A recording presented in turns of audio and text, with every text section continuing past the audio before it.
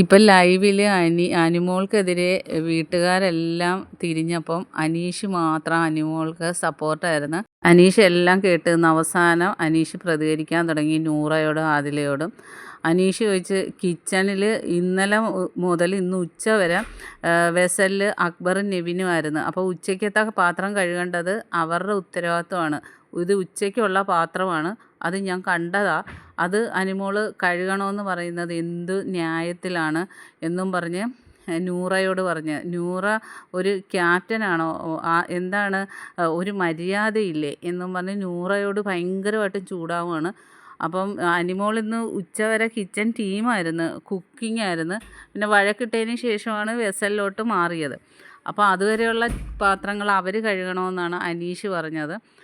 അനുമോൾ അതിന് ശേഷമുള്ള കഴുകിക്കോളും എന്നും പറഞ്ഞാൽ അനുമോൾക്ക് സപ്പോർട്ടായിട്ട് അനീഷ് ഭയങ്കരമായിട്ടും അവരോട് ചൂടാവുകയാണ്. അപ്പം നൂറയൊക്കെ പോടോ, താൻ പോടോ, തന്നെ വിളിച്ചാൽ എന്താ വണ്ടി വിട്ടോ എന്നൊക്കെ പറഞ്ഞ് ഭയങ്കരമായിട്ട് അവർ ഇങ്ങോട്ട് അനീഷിൻ്റെ നേരെ കയർത്ത് സംസാരിക്കുകയാണ്.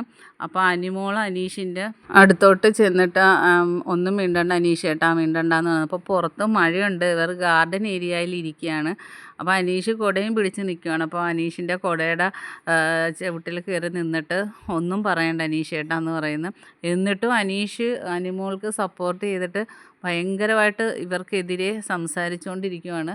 എല്ലാം കഴിഞ്ഞിട്ട് അനീഷ് അനുമോളെയും കൊണ്ട് കുടയിൽ കയറ്റി വരികയാണ്. എന്നിട്ട് അനുമോൾ ആ സൈഡിലുള്ള ആ ചെയറിൽ വന്നിരിക്കുമ്പം അനീഷും അതിനടുത്ത് വന്നിരുന്നിട്ട് അനുമോളെ സമാധാനിപ്പിക്കുവാണ്. അങ്ങനെ അവർ രണ്ടുപേരും അവിടെ ഇരിക്കുകയാണ്. അനീഷ് ഇപ്പം കട്ട സപ്പോർട്ടാണ് അനുമോളെ. ആരെന്ത് പറഞ്ഞാലും അനീഷ് ഏറ്റുപിടിക്കുന്നുണ്ട്. ബാക്കി അപ്ഡേറ്റുമായിട്ട് വീണ്ടും കാണാം. എൻ്റെ ചാനലൊന്ന് സബ്സ്ക്രൈബ് ചെയ്യണം.